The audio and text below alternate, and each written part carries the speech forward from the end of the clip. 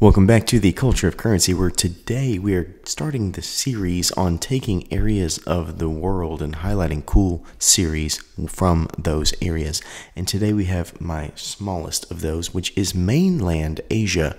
I will have a whole video over islands around Asia, as those are very plentiful, but this is mainland Asia. And as you can see, I have 6 coins here that are all different series that are worth looking at, worth collecting, so I thought I would bring those to you today. Probably the most notorious of all of these is right here. I'm sure you already know what it is. This was given to me by a viewer because people in our community are awesome and he decided I needed one. This is a 2016 Chinese panda. As you can see, that is I believe part of the Forbidden Temple in China, but there's the panda. This is a awesome series, even though you might have differing opinions on China itself from a political standpoint. The series itself is fantastic. The artwork changes every year. Do be careful though, these are heavily knocked off. One feature that you cannot see here is on the rim, instead of having the ridges that run vertically like USA coinage, for example, it actually runs on an axis. It runs at about a 45, maybe 30-degree pitch across the rim. It's pretty cool looking. But that is the panda, which is the first of this video from the nation of China. Definitely one worth collecting if you are a collector. But yeah, that's probably the biggest of the mainland Asian collector varieties of bullion. Next, we're going to go to Cambodia. Cambodia, if you don't know, it's right here. You can see it on the screen. Beautiful. This, as you can see here on the obverse, has amazing architecture throughout their ancient areas. And this is one of those. In fact, if you don't know, I have a video over all of these coins. So if you want to know more about this place, about this coin, about this nation, then you really need to check out those videos. In fact, I even go over, because of the geography between here and another coin that I'll show you soon, we were heavily involved in these nations during the Vietnam War. So if you want to know about those things as well, we do go over that just a little bit, because it has to do with their cultural significance, especially in Laos, which we'll get to in a second. But this is a series about the tiger. As you can see, it says Lost Tigers of Cambodia, and this is a series dedicated to the rehabilitation of local tigers in the nation. They had basically gone extinct, and that's because of hunting and deforestation and a lot of other things. But that is a initiative of Southeast Asia, is to bring back the local tiger population. And in fact, there's even efforts in China. If you didn't know, China had a tiger population at one point as well. And so that's one of the things China's looking to do. And so maybe in 10 years, we will see a booming of reestablishment of tigers in Southeast Asia. But that is Cambodia. Just gorgeous. They have a series that changes artwork every single year. I just have one from the series. Next, we go to one of my favorite nations in mainland Asia. This is Bhutan. This is the royal crest of Bhutan, and this is probably my favorite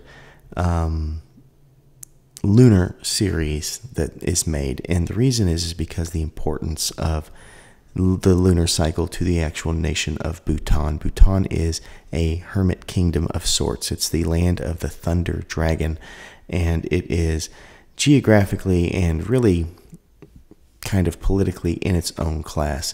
It is right next to India and China, and it is one of those that really likes its own culture. And if you were to go visit, a lot of the sources I've talked to say that they won't even let you in unless you have a guide, so that you do not influence their culture at all. They're so traditional. And what you see here, this is the style of their lunar cycle. This is called paper cut art, where they would actually cut different colors of paper, dyed paper, and they would hang it all over. So in this case, they would be doing it in the year of the rabbit, and so you'd have paper cut rabbits all over the place for their actual festival. So the reason why this is my favorite lunar series has nothing to do really with the design, even though it is gorgeous and appropriate traditionally. But what I love is that this would actually be the most important coin and the most important thing in the culture of Bhutan. So it's more than just a coin to them. Whereas, let's say the Royal Australian Mint, which has a gorgeous, probably the best designed dragon coin that I've seen this year, it would not have anywhere near the significance of the version of Bhutan would have to its people. So that's why I love this one the most. And if I ever collect a full 12-year cycle, it will probably be Bhutan for that reason. Absolutely gorgeous and definitely worth a look. Bhutan is fantastic, and I had no information about Bhutan other than they had a cool flag before I did that video. So if you are somebody who loves history, nature, culture, all those things, you've got to check that out. Next, we go back to Southeast Asia in the nation of Laos. We see Angkor Wat in the background, which is a beautiful, beautiful golden structure out in Laos. Gorgeous. And this is also, you see Panthera tigris, which is the genus and species of a tiger, because this is their effort in Laos to bring back the local tiger species. So if you're one of those that loves biology, remember you have kingdom, phylum, class, order, family, genus, and species. That's the genus and that's the species. So this is Panthera tigris. And they are full force in trying to reestablish those. Gorgeous coin, once again in a series where the artwork changes every single year. But that is Laos. And fun fact about Laos, you might want to invest in watching my video for more, but they had the highest amputation rate in the world, and that has to do with all of the landmines that still lay undetonated from the Vietnam era war and struggle.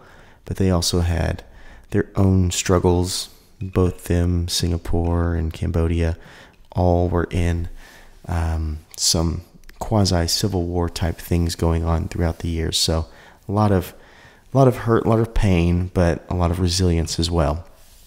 And the next two coins come from the same mint, and that is the Kamsko mint. So we are now going to South Korea for probably my, in my mind, I actually want to say it is my favorite, even though I only have two coins from them. Favorite mint when it comes to quality and beauty. This is the Phoenix. It is absolutely gorgeous. This has become their calling card. This is the first in their Phoenix series, which what it seems to be is that this is what their kind of mass-produced bullion coin will be. So Malta, for example, just came in with the Maltese cross. This is the Kamsko higher mintage variety, and it is the Phoenix, which denotes their historical Phoenix throne, which, once again, watching my video, over it, you'll learn a lot about the importance of the Phoenix to Korea. And here we have the main course. Check that out. Cool security feature here. As far as I know, they were the ones that really developed the security feature that changes based on how you hold the light.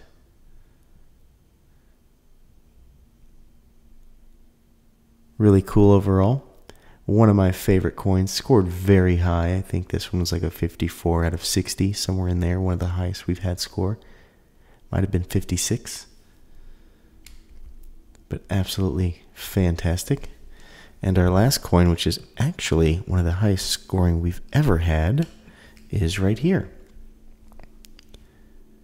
Once again, Kamsko Mint. This is going to be South Korea.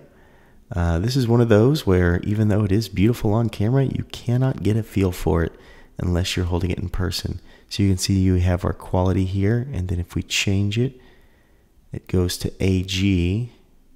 I don't know if you can see it on camera very well, but It's kind of what the Britannia does now, but this was years before the Britannia ever did it.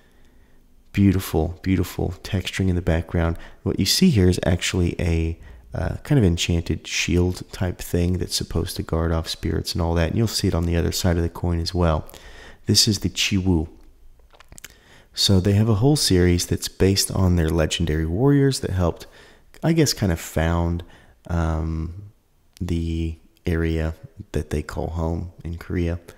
But a lot of these actually go beyond Korea. As you can see, the clouds rippling in the background, the beautiful detailed shield, which I cannot remember. I think it starts with a G. It's in my video over it, what that's called, but it's been years since I've done this video. But just one of the most beautiful coins there is. And I have got to get back into buying Asian coins. As you can see, my stock is low, and I have some of the highest respect, especially for that South Korean Comsco Mint and the Bhutan. And so maybe that's something I can pledge to do, is to try to search and scour for good deals on Asian themed, or not themed, sorry, Asian countries, because that is my lowest quantity in my collection. Even though the quality is outstanding, the quantity is quite low. So that is what we have today. I thank you so much for watching. If you have any questions about these coins, I would hopefully encourage you to show your love by watching those videos over them that I did. But if not, you can just put them in the comments below, and I'll try to remember as best I can, seeing as that many of these I did 2-3 years ago. But that's okay.